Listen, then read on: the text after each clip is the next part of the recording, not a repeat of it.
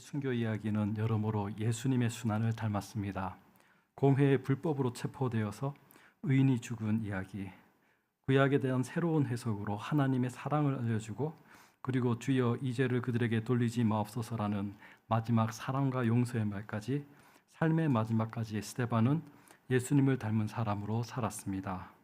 스데반은 먼저 거짓 고발 앞에 서게 됩니다. 초대교회의 7집사 중 한 명으로 세움을 받은 스데반은 전도에도 열심히 있었습니다. 헬레파 유대인인 스데반은 자유인민들의 회당, 구레네, 알렉산드리아, 길리기아, 아시아에서 온 유대인들이 모이는 회당에서도 전도를 하다가 사람들과 논쟁을 하게 됩니다. 대부분 유대인이었던 초대교회 성도들은 사도행전 내내 먼저 회당에 들러서 복음을 전하였습니다. 구약의 말씀을 풀이하면서 하나님이 주신 약속들이 예수 그리스도를 통하여 성취되었다는 것을 선언을 하면서 복음을 전했습니다.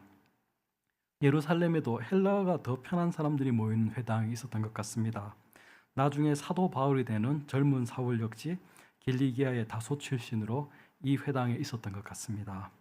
스데반이 전하는 복음을 듣고 반발한 사람들이 일어나서 스데반과 더불어서 논쟁을 합니다. 그런데 스데반이 지혜와 성령으로 말을 하니 회당 사람들이 논쟁으로는 당하지 못했습니다. 논쟁으로 이기지 못했다고 이 사람들이 순순하게 물러나지 않았습니다. 비겁한 방법을 사용합니다. 사람들을 매수하여서 스데반이 모세와 하나님을 모욕하는 말을 했다고 거짓 증언을 했습니다. 백성과 장로와 서기관들을 충동시켜서 스데반은 잡혀서 공회에 서게 됩니다. 공회는 산헤드린이라고도 하는데 일종의 종교법정을 생각하시면 됩니다. 예수님을 불법으로 체포해서 데려갔던 곳도 이 공회였습니다.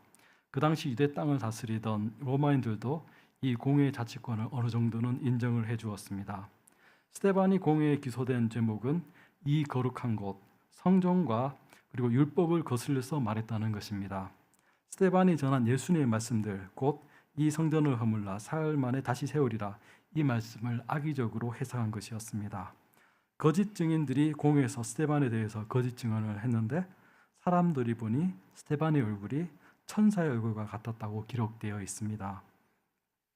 초대교회 지도자가 공회 앞에 선 것이 스데반이 세 번째였습니다. 첫 번째는 사도 베드로와 사도 요한이었습니다. 태어날 때부터 걷지 못했던 사람을 치유한 후에 모여든 사람들에게 예수님의 부활을 전하다가 잡혀갔습니다. 그때는 더 이상 부활을 전하지 말라는 위협을 받고 풀려납니다. 두 번째는 사도행전 5장에서 사도들이 잡혀갑니다. 그 이유 역시 예수님의 부활을 전하였다는 것입니다.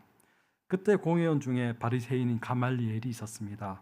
이 사람은 율법 교사로 존경받는 사람이고 사도 바울의 스승이기도 합니다.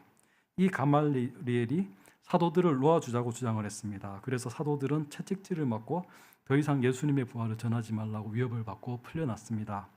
초대교회 사도들은 두 번 다 부활과 관련된 문제로 공회에 가게 됐습니다. 그런데 공회는 사두개인과 바리새인 두 파로 나뉘어 있습니다. 간단히 말해서 사두개인은 대제사장과 성전을 중심으로 하는 종파로 부활을 믿지 않았습니다. 바리새인은 회당을 중심으로 하는 종파로 부활을 믿었습니다. 사도들은 부활 문제로 공회를 섰기 때문에 가말리엘과 바리새인들이 편을 들어주어서 채찍질이나 복음을 전하지 말라는 경고 정도로 풀려날 수 있었습니다. 그런데 스데반이 받은 모함은 성전 그리고 율법에 관련된 문제였기 때문에 상황이 달랐습니다. 더 심각하였습니다. 이런 상황에서도 스데반은 하늘을 우러 주목하여 보았습니다. 공회의 사도계파 지도자이면서 공회 의장 정도 되는 위치를 가진 대제사장이 스데반에게 지금 이렇게 기소된 것이 사실이냐고 물었습니다. 스데반이 이 성전과 율법을 거슬려 말한 것, 이것이 사실인지 변론한 기회를 주는 것입니다. 그래서 스데반은 부형들이여 들으소서라고 아주 정중하게 긴 변론을 시작을 합니다. 어떤 관점에 따라서는 스데반의 설교입니다. 사도행전에는 사도 베드로나 사도 바울의 설교들이 여러 개 나옵니다. 그런데 스데반의 설교가 가장 길게 기록이 되어 있습니다. 스데반의 설교를 간단하게 요약하면 아브라함부터 시작해서 요셉과 모세에 이르기까지 신약 시대의 시선으로 재구성한 구약의 이야기입니다.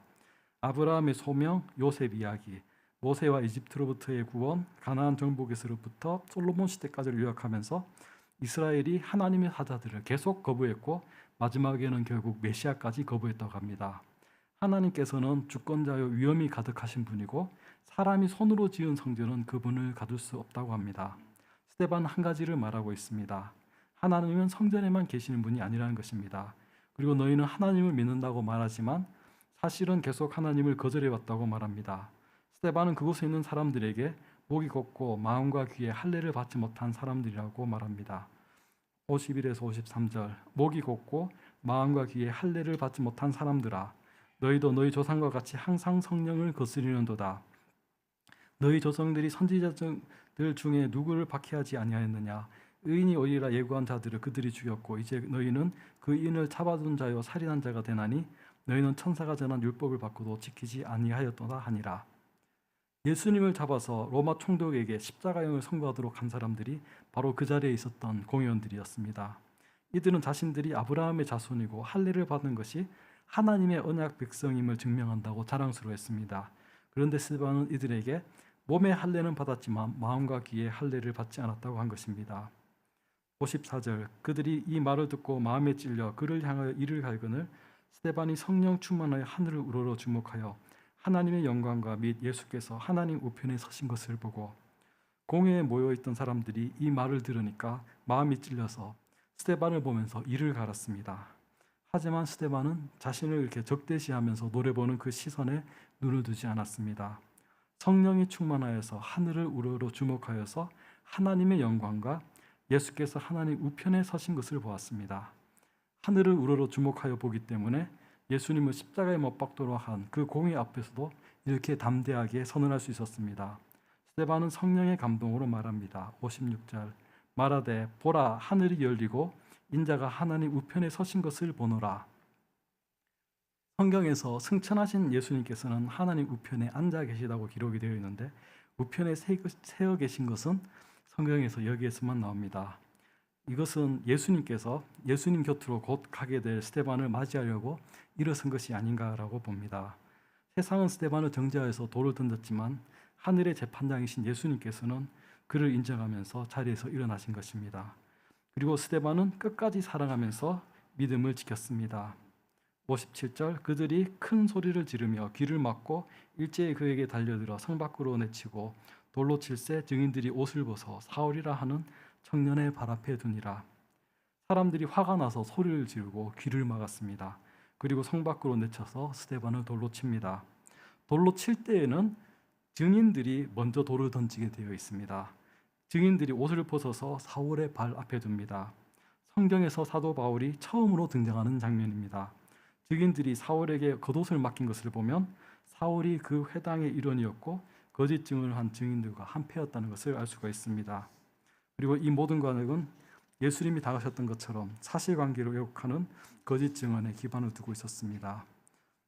59절 그들이 돌로 스데반을 치니 스데반이 부르짖어 이르되 주 예수여 내 영혼을 받으시옵소서 하고 무릎을 꿇고 크게 불러 이르되 주여 이 죄를 그들에게 돌리지 마옵소서 이 말을 하고 자니라. 스데반은 보레마다 순교하면서도 예수님께 내 영혼을 받으시옵소서 그리고 주여 이 죄를 그들에게 돌리지 마옵소서라고 마지막 기도를 남깁니다. 스데반은 초대교회의 첫 번째 순교자였습니다. 믿음은 안전한 길이 아니지만 가장 의미 있는 길입니다. 하늘을 본 사람만이 끝까지 사랑할 수 있습니다.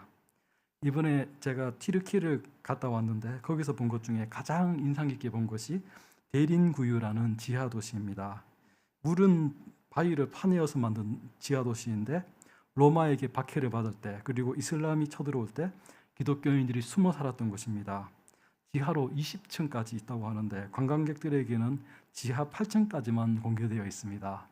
여기 입구에는 영어로 고혈압이 있는 사람은 위험할 수 있으니까 들어가지 말라고 적혀 있습니다. 이 안에서 가축도 기르고 농산물을 가져와서 포도주를 만들거나 탈곡을 하고 식당도 있고 예배당, 학교도 있습니다. 아주 깊은 우물도 몇 개 있어서 거기서 물을 떠다 마셨습니다. 이 안에 숨어 선 사람의 숫자를 정확하게 알 수는 없지만 최소 수천 명에서 10,000명을 살짝 넘을 수도 있다고 합니다. 이 대림구유 지하 도시 통로를 지나다 보니까 넓은 곳도 있지만 좁은 곳은 거의 오리걸음으로 지날 만큼 좁았습니다. 안의 온도가 바깥 온도와 상관없이 늘 16도에서 18도 정도인데 살짝 서늘합니다. 공기도 축축하고 이 바위가 잘 부스러지는 바위라서 이 먼지가 아주 많았습니다. 지금은 전기로 조명을 밝히고 또 우리은행은 어두운 곳으로 이제 휴대폰으로 불을 밝히고 갔지만 그때는 올리브유를 사용하는 램프를 사이사이에 두었습니다. 벽을 보면 램프 넣는 자리에도 이렇게 구멍을 파서 만들어 놨습니다. 그리고 통로 중간마다 이렇게 돌려서 막을 수 있는 문이 있습니다. 이 지하 도시 구조가 아주 복잡합니다. 계획을 하고 만든 것이 아니기 때문에 복잡한데 중간중간에 지키는 사람들이 있다가 침입자가 오면 이걸 굴려서 막아놓고 또 복잡한 통로를 통해서 다른 동굴로 도망을 갔답니다. 지하 도시 안에 이렇게 학교도 있는데 여기서 성경 교육도 하고 저기 앞에 왼쪽으로 나가면 세례단이 있습니다. 신앙 고백하는 학생은 거기서 세례를 주었다고 합니다. 이렇게 지하 깊숙한 곳에 숨어서도 햇빛을 보지 못하면서도 이들은 예수님을 믿는 신앙을 지켰습니다. 이들도 비록 여러 층의 돌 천장으로 가려졌지만 스데반처럼 하늘을 우러러 주목하여 하나님의 영광과 그분의 우편에 계시는 예수님을 바라보았습니다. 그래서 이들은 이렇게 신앙을 지킬 수가 있었습니다. 하나님은 스데반의 순교를 헛되지 하게 하지 않으셨습니다. 스데반의 순교와 예루살렘 교회가 핍박받음이 오히려 새로운 전기가 되었습니다. 핍박받은 사람들이 흩어져서 이제 복음은 예루살렘을 넘어서 사마리아와 땅끝까지 전해지게 됩니다. 그리고 스데반이 회당에서 논쟁을 하고 재판받고 순교하기까지 이 과정을 모두 목격했던 한 사람, 사울. 스데반을 돌로 치는데 앞장을 섰고 교회를 핍박했던 그 사람이 회심하여서 복음이 전파되고 여러 교회가 세워지는데 앞장서는 사도 바울이 됩니다. 우리가 세상 속에서 하나님을 믿으며 그분의 말씀을 따라 살아갈 때 모든 것이 순탄하지는 않습니다. 스데반만큼은 아니지만 여러 가지 어려움에 처하게 됩니다. 하지만 스데반은 자신을 둘러싼 공회원들을 보는 것이 아니라 하늘을 우러러 주목하여 보았습니다. 하나님의 영광과 그 우편에 계시는 그를 맞이하려고 일어서시는 예수님을 바라보았습니다. 지금 우리의 수고와 노력이 어디에 쓰임을 받을지 당장 보이지는 않습니다. 하지만 이 모든 것을 통하여서 이루실 하나님을 바라보면서 살아가시는 저와 여러분이 되시기를 바랍니다.